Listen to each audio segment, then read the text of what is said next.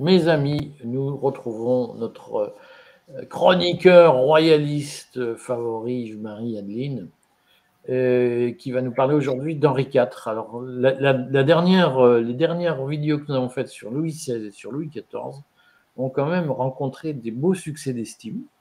Alors que c'est quand même faire une vidéo en front, comme on dit, sur YouTube consacré à des rois de France, c'est un morceau de bravoure. On sait déjà qu'on ne fera pas 500 000 vues,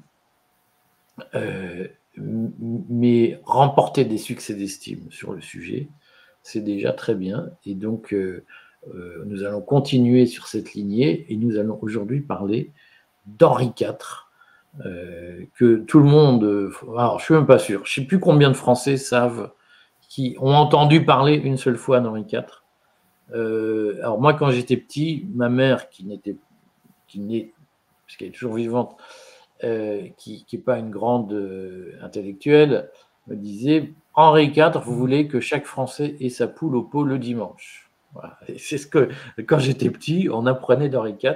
Moi, je n'ai pas grandi en France, donc je n'ai pas appris l'histoire de France, mais à l'école en tout cas. Mais donc, ce que j'entendais, c'était la poule au pot. Est-ce que Henri IV se résume à la poule au pot le dimanche? Alors, il ne se résume évidemment pas à ça, mais comme il est l'homme qui a redressé la France, il a conservé dans la mémoire française évidemment une estime extraordinaire. C'est probablement le roi le plus apprécié, enfin, le plus aimé dans la mémoire française, même au-delà donc du génie de Louis XIV dont on a parlé, au-delà de la sainteté de Saint-Louis, pour citer comme ça des personnages emblématiques. Henri IV est vraiment l'homme qui a sorti la France de l'ornière dans laquelle elle était tombée depuis longtemps. Il est né, les guerres de religion ont commencé, il avait une dizaine d'années, à peu près, il est né en 1553. Les guerres de religion commencent en 1562, donc il avait 9 ans, et elles vont durer 36 ans jusqu'en 1598. Elles ont été... On n'imagine pas la violence de ces guerres, la destruction de monuments durant cette guerre, en particulier bien sûr de nos monuments religieux, entre catholiques et protestants. Il y a eu autant de déprédations sur l'architecture durant les guerres de religion que sous la Révolution. C'est vraiment les deux grandes périodes de grande destruction de monuments, en particulier, encore une fois, des monuments religieux, bien sûr. Donc lui, il est l'homme qui a été pris dans ses contradictions. Il se trouve qu'il avait une mère protestante qui était la reine de Navarre et qui était de la famille d'Albret, qui étaient les rois de Navarre, et puis un père Bourbon. Et alors là, donc, il est arrivé... Ouais. Alors, il a été baptisé dans la religion catholique. Son père était catholique, c'était ça le problème. Son père était catholique, oui, pardon, son père était catholique. Mère protestante, c'est un Mischling, oui. comme on disait en voilà, c'était un mélange, mais bon, il n'y a qu'un seul baptême, hein, le baptême protestant est reconnu dans l'Église catholique, je crois en un seul baptême, bon, etc. Mais il n'empêche que son père, lui, était catholique et sa mère a voulu l'élever dans les principes de Calvin. Et alors, donc, il a été toute sa vie tyrannique. Oui. Yves-Marie, je vous coupe parce que, est-ce que vous pouvez nous dire, parce que pour beaucoup de Français, là aussi, protestantisme, Calvin, c'est des mystères. Est-ce que vous pouvez nous dire en quelle année est né Henri IV, en quelle année il est mort pour le resituer dans le temps?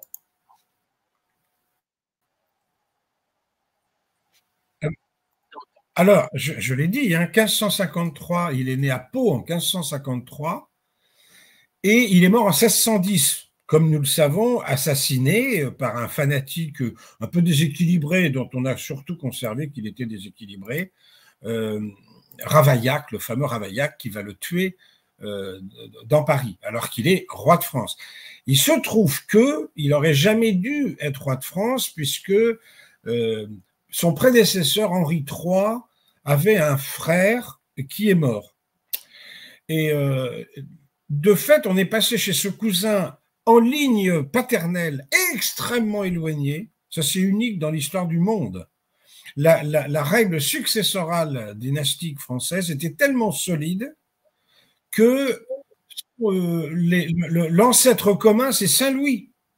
C'est-à-dire que ce qui unit Henri III et son successeur Henri IV, c'est le fait qu'ils aient un grand-père 300 ans plus tôt, commun, qui est Saint-Louis. Et ça tenait.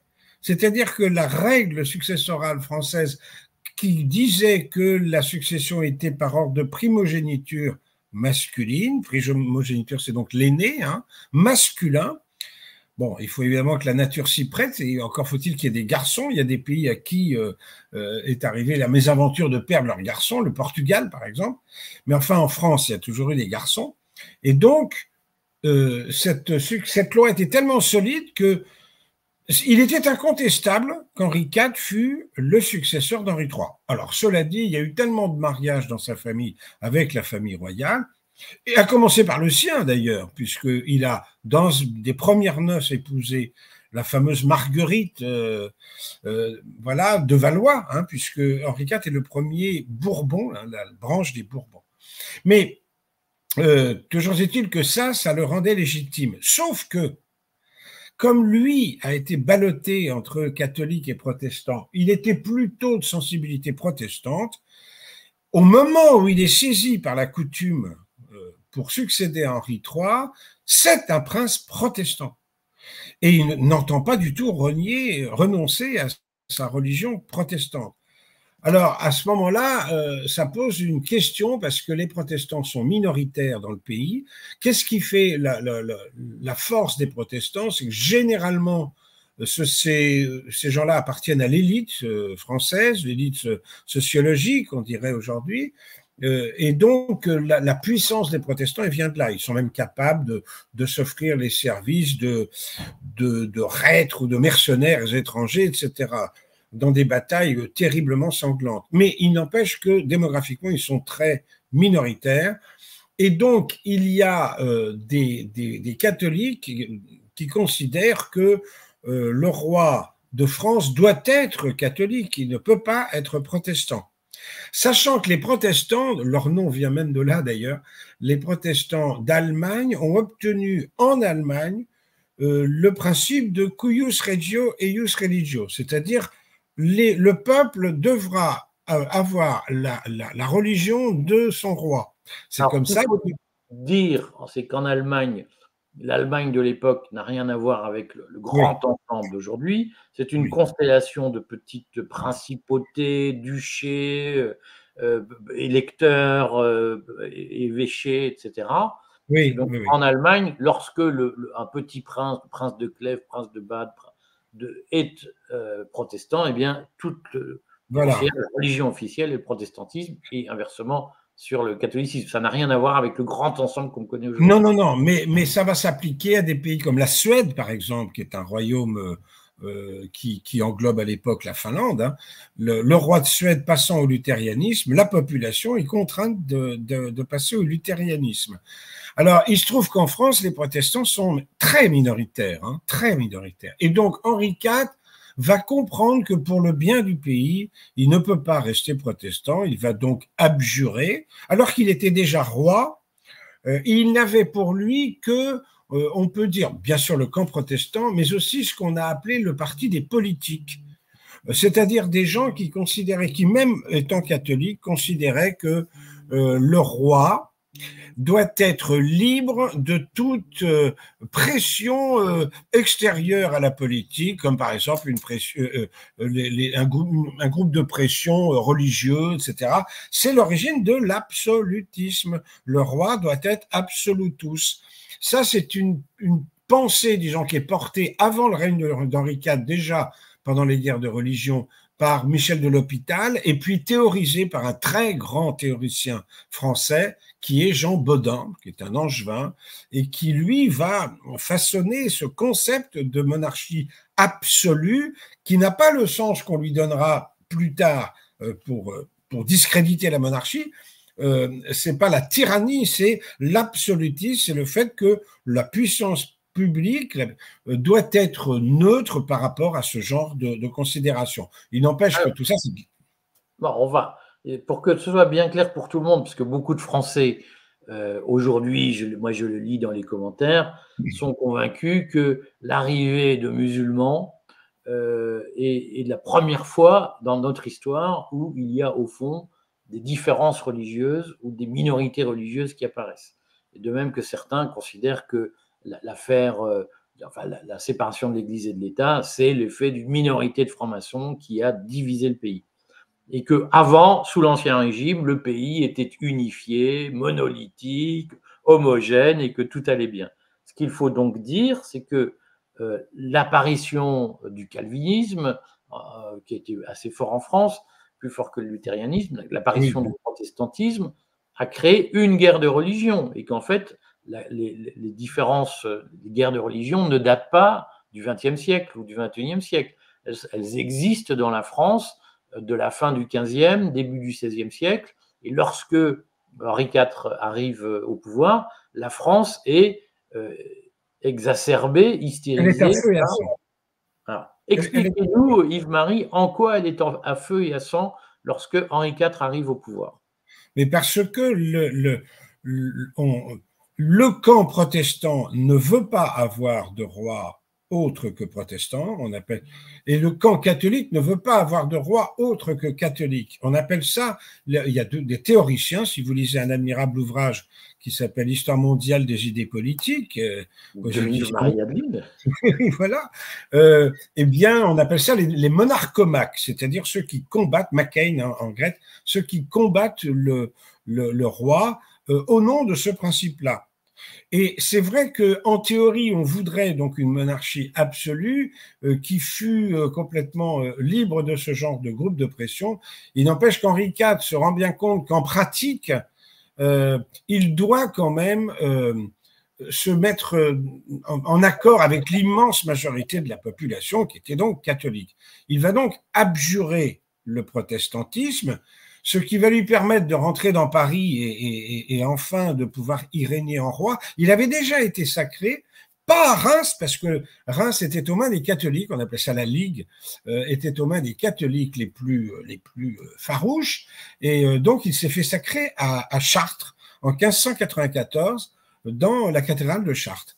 Et ensuite, il a quand même, en 1598, il a abjuré, mais il a pris l'édit de Nantes, ce fameux édit de Nantes qui a été unique en Europe, qui accordait une liberté de conscience aux catholiques, même des places de sûreté. Ça a été plus problématique ensuite pour l'État. Vous avez commis un petit lapsus. Il accordait une liberté de conscience aux protestants. Excusez-moi, aux protestants, et donc la possibilité pour les protestants d'exercer leur religion librement. Il a même appelé plusieurs ministres, non des moindres, le fameux Sully qui va, qui incarne aujourd'hui le redressement économique de cette époque, dont on pourra un peu parler, vous qui êtes évidemment économiste, c'est un protestant. C'était un protestant, Sully. C'était d'abord un militaire, d'ailleurs. Donc, il est quand même entouré de protestants, de conseillers protestants, mais il va comprendre que, bien que de sensibilité protestante, il ne peut pas rester protestant. Et de fait, ça deviendra la deuxième loi fondamentale, c'est que la monarchie avait 5 lois fondamentales, qui est la catholicité du prince. Ce qui est d'ailleurs pratiqué partout ailleurs en Europe. Pensez à l'Angleterre, qui exclut par principe tout prince qui serait catholique ou qui se convertirait, comme c'est arrivé au duc de Kent à notre époque. Il s'exclut par conséquent de la succession dynastique. Et on trouve évidemment cette règle partout ailleurs. En revanche, l'édit de Nantes, on le trouve nulle part, un tout petit peu en Prusse, mais vraiment nulle part en Europe. L'idée de tolérance religieuse n'a pas de sens. Aujourd'hui, ça fait plus de sens, si vous voulez, mais à cette époque, ça n'a pas de sens. L'Allemagne est d'ailleurs le pays qui souffrira atrocement avec la fameuse guerre de 30 ans plus tard, etc. Mais donc, l'édit de Nantes est vraiment un exemple de tolérance religieuse qui va durer jusqu'à presque la fin du règne de Louis XIV. Donc ça, on en parlera peut-être après. Les raisons... Ce que je propose, c'est qu'on rappelle le contexte de l'édit de Nantes, puisque vous l'avez dit, le pays à feu et à sang. Il y a notamment lorsque Henri IV, qui n'est pas encore Henri IV, lorsque Henri IV vit à Paris, durant son adolescence, il est témoin du massacre de la Saint-Barthélemy, qui est, disons-le, une espèce de coup de force contre un massacre de protestants par la Ligue dans les rues de Paris. Et qui n'est pas seulement à Paris d'ailleurs, bien ailleurs encore en France. Alors les massacres, bon, le premier massacre, c'est effectivement probablement les protestants qui le commettent à Nîmes, ou l'un des tout premiers en tout cas, c'est à Nîmes, la fameuse Michelade de Nîmes, parce que c'était le jour de la Saint-Michel. Mais la Saint-Barthélemy, évidemment, prend une dimension très supérieure dans la capitale elle-même et dans d'autres villes de France. Donc c'est un grand massacre, mais c'est pas le pire épisode, car en fait cette guerre qui dure 36 ans, vous comprenez, a fait bien plus de morts que la seule Saint-Barthélemy et de destruction. Donc lui d'ailleurs à cette occasion-là, très prudemment, il devient catholique. Enfin, comme il avait un père catholique et une mère protestante, il a souvent joué sur les deux tableaux. Mais enfin, une fois qu'il est revenu vraiment dans ses terres, et en particulier quand il est devenu roi de Navarre à la mort de sa mère. Alors la Navarre à l'époque, c'est une partie du Pays Basque, disons, c'est capitale Saint-Jean-Pied-de-Port. Vous voyez, ça n'est plus la Navarre d'autrefois, dont la plus grande partie est en Espagne. Là, on est dans la Navarre française.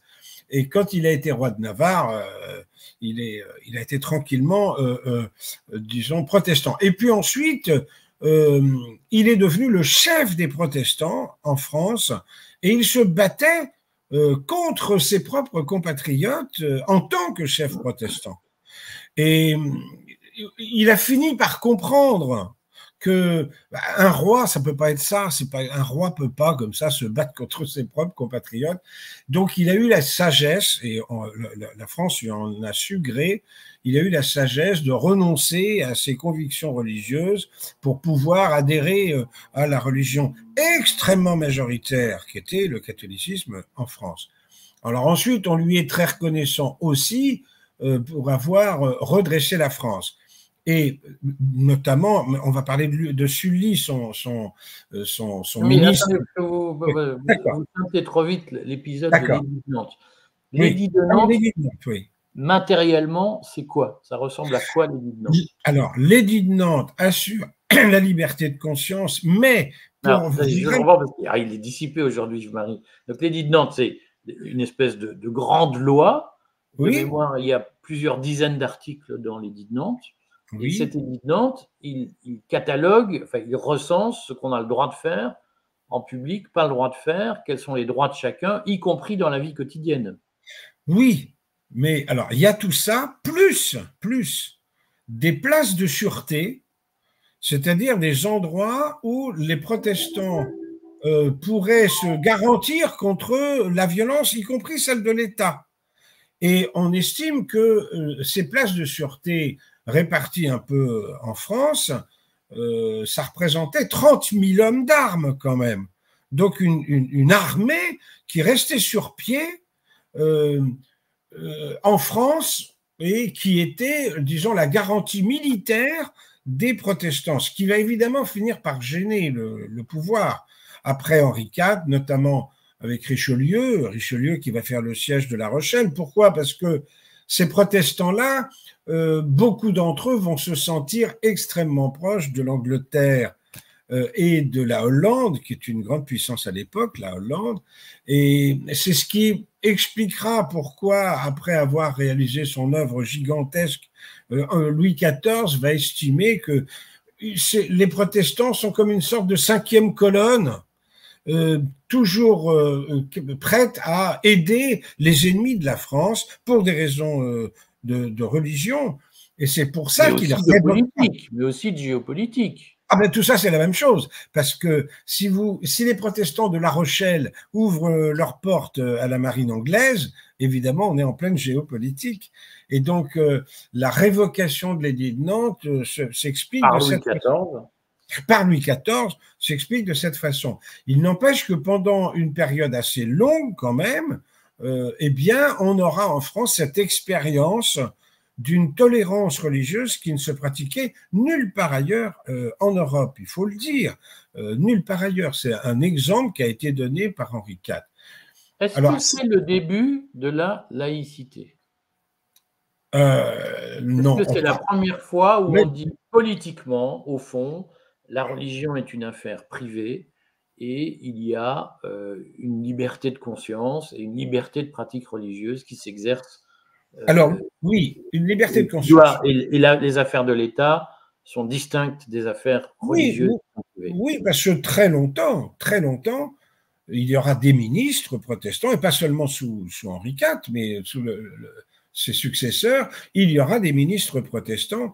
Donc, dans une certaine mesure, d'abord, je vous rappelle que la laïcité est une invention de l'Église catholique qui donne à César ce qui revient à César et à Dieu ce qui revient à Dieu. Après, l'État, le roi est quand même le roi très chrétien, il est sacré dans un édifice religieux, dans une église, celle de Reims, etc. Le clergé est le premier ordre dans les États généraux, le clergé, la noblesse, le tiers-État, etc. Donc, on ne peut pas parler de laïcisme républicain comme aujourd'hui. Mais c'est vrai qu'il y a quand même à ce moment-là une liberté de conscience qui effectivement va prendre fin après disons vers la fin du règne de Louis XIV, quand Louis XIV révoque l'édit de Nantes, où là, beaucoup de familles de l'élite, puisque les protestants ont quasiment toujours été des membres de l'élite, vont partir de France et vont nourrir les grands corps des autres États, la Prusse. Si vous lisez un autre admirable ouvrage, par exemple, l'Histoire mondiale de la Grande Guerre, vous voyez que les ambassadeurs, par exemple celui d'Allemagne en Russie, il a un nom français. Et donc, c'est Pourtalès, hein. Alors on dit von Pourtalès, mais bon, il y a la branche qui est restée en France, les Pourtalès, et puis il y a la branche qui n'a pas voulu abjurer le protestantisme et qui est passée en Prusse, à Neuchâtel, puis qui ensuite va prospérer, etc., en Allemagne, en Prusse et puis en Allemagne. Donc, toute cette époque, effectivement, nous fait expérimenter, l'époque de l'édit de Nantes, nous fait expérimenter la liberté de conscience, le respect des consciences. Bon, de là à parler de laïcisme républicain, faut quand même, la foi, enfin la religion n'est pas non plus une ennemie. Ce qui se passe entre les catholiques et les protestants, qui est évidemment dramatique, c'est que ces deux camps-là se battent au nom de Jésus-Christ. C'est-à-dire chacun donne des coups de crucifix pour les catholiques et de croix, puisqu'il n'y a pas, Jésus n'est pas représenté sur les croix calvinistes, à coups de croix sur la tête et avec des massacres.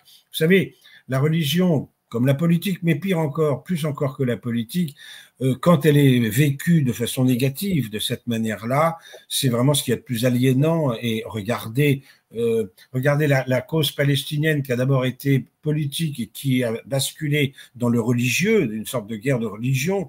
Là, ça prend une dimension absolument effarante, ce que ça peut produire.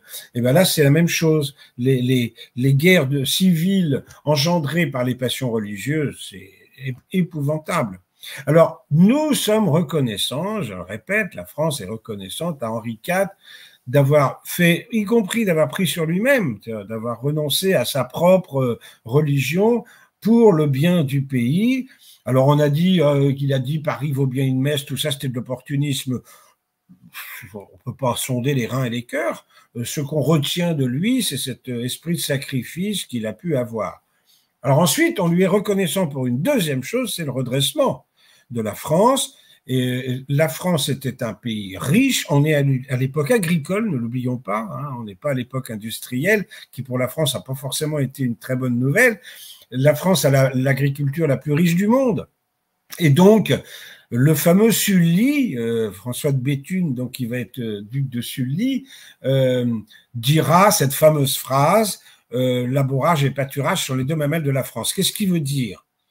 En fait, il oppose la France à l'Espagne en disant les Espagnols, en gros, c'est des feignants, ils vont aller chercher l'or du Pérou, comme dit Sully, et ils misent tout sur le stock. Et en fait, Sully oppose le flux au stock. C'est-à-dire que la richesse, c'est un peu avant les physiocrates, hein, il dit déjà ça, la richesse, c'est la capacité de produire, voilà, c'est du flux, et le stock, c'est pas inutile, bien entendu, le stock, surtout que Sully a une vision économique très générale, hein, on peut pas vraiment le situer dans un camp. Il est par ailleurs mercantiliste un peu, il est même un peu bullioniste au sens où il entasse les métaux précieux, mais il considère que ça suffit pas, contrairement aux Espagnols qui, eux, vont chercher l'or du Pérou, et puis ensuite ils laissent aux Hollandais le soin de négocier tout ça. Non, lui, il remet la France au travail, et comme c'est un pays très riche, dont la terre est extrêmement riche, et ben, en très peu d'années, après donc, toutes ces guerres de religion affreuses, la France va redevenir une très grande puissance et va reconnaître la prospérité. Mais retenons cette idée-là du flux, c'est-à-dire que la richesse que je produis en travaillant, et ça ne disqualifie pas le stock, bien entendu, mais le flux est bien plus sûr que le stock. Voilà, ça c'est la grande idée un peu de Sully. Et puis par ailleurs, il va permettre aussi, il va fluidifier, justement, je parlais du flux, il va fluidifier le commerce intérieur en disons, en abaissant les droits de douane intérieurs, etc. Il va créer il va rendre plus aisées les communications commerciales à l'intérieur de ce grand pays, géographiquement, à l'échelle européenne, c'est un grand pays, la France. Donc voilà, il a rendu énormément de services. Alors l'impôt, il va l'élargir un peu et c'est assez drôle parce que il va à la fois diminuer les impôts directs, mais il va augmenter les impôts indirects. Je ne dis pas que c'est le précurseur française.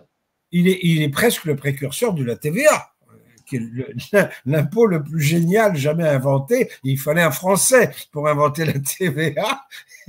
Il l'est un peu, c'est-à-dire que je crois que c'est sur la consommation du vin ou je sais pas quoi. Enfin, il taxe cette consommation qui est un impôt indirect en fait.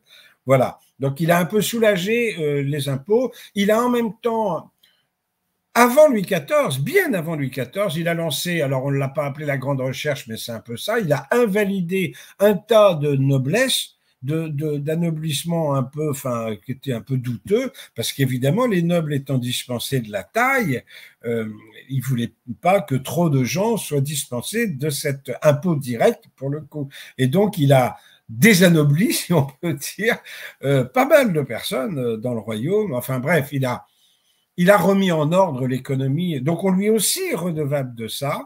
Et c'est pourquoi cette fameuse phrase de la poule au pot, je crois que c'est une réponse d'Henri IV à un souverain étranger. Il a dit, moi, l'important, en fait, c'est que les Français mangent à leur faim, voilà, et que chaque dimanche, ils puissent mettre une poule dans le pot, qu'ils puissent manger aussi de la viande, autrement dit. Et voilà, donc la fameuse poule au pot, c'est cela. De fait, Henri IV sera victime, comme son prédécesseur Henri III, du fanatisme religieux. Henri III a été assassiné par un moine fanatique qui lui reprochait justement d'avoir reconnu comme successeur Henri IV. Henri III, le moine Clément, de mémoire. Le moine Clément, et qui a commis ce régicide. Et Henri IV, à son tour, alors Ravaillac, on ne sait pas trop, on sait que c'était un catholique un peu dérangé, mais on pense qu'il était surtout dérangé, plus encore que catholique, par rapport à Clément. C'est un peu la manie qu'on a avec les terroristes islamistes d'expliquer qu'ils sont dérangés. C'est ça que vous me dites. Au fond, non, on vit une espèce de répétition de la France du XVIe siècle, mais on a un peu changé les acteurs. Non, mais c'est vrai qu'il existe aussi des gens dérangés. Celui qui a tiré sur Reagan, celui qui a tué John Lennon, ce sont des dérangés. C'est pas bon.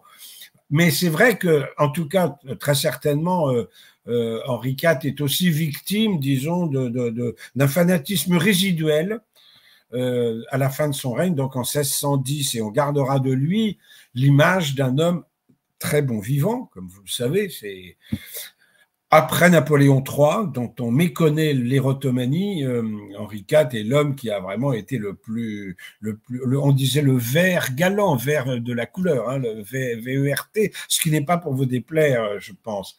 Et il a dit même un jour, vous savez qu'il il courait la gueuse. La gueuse constamment, et il a dit un jour, jusqu'à l'âge de 30 ans, j'ai cru que c'était un os, mais enfin maintenant j'arrive à le plier. Voilà, donc c'était un homme qui avait un vocabulaire un peu riche, et après sa mort, va commencer cette espèce de mode très funeste des minorités royales, parce que son fils Louis XIII est trop jeune pour régner. On sait que le fils de Louis XIII sera trop jeune pour régner, pour gouverner. Le fils de Louis XIII sera trop jeune pour gouverner, et l'arrière-petit-fils de Louis XIV sera à son tour trop jeune pour gouverner. Donc là, il y aura dans les 3 règnes successifs l'expérience jamais très agréable des minorités royales, parce que c'est évidemment la porte ouverte à toutes les ambitions qui se déchirent au sommet du pouvoir. Donc voilà ce qu'on a retenu d'Henri IV. Et il est resté même sous ce régime républicain, probablement parce que ce régime républicain est fondamentalement anticatholique, évidemment. Il a laissé un bon souvenir. Il est le seul roi que la République accepte d'honorer, vraiment, parce qu'il était protestant dans l'âme, et qu'il a réconcilié, disons, les Français. Il a pacifié les Français. Voilà le bon souvenir que l'on garde. Mais on oublie de dire qu'il est le premier bénéficiaire de cette théorie de la monarchie absolue. Le premier roi absolu, c'est Henri IV, précisément. C'est-à-dire qu'il est débarrassé de tous les lobbies, dirions-nous aujourd'hui, qui aujourd'hui empoisonnent l'Union européenne, les différents États, au point que les anglo-saxons trouvent que le lobby participe à la vie démocratique. Bon, très bien, grand bien leur face. Bon, eh bien, je vois que Yves-Marie est quand même en forme. Ce que je vous suggère, c'est qu'on continue la semaine prochaine notre remontée du temps et que nous évoquions un autre roi emblématique que vous n'avez pas cité, qui est François Ier, qui est en fait, de mon point de vue, le premier roi de la modernité, celui qui va ouvrir la France à autre chose que le Moyen-Âge, et on va dire à l'univers qui s'ouvre avec la Renaissance. Et si vous êtes d'accord, on parle de ça la semaine prochaine. D'accord, très bien. À la semaine prochaine, Éric. À la semaine prochaine.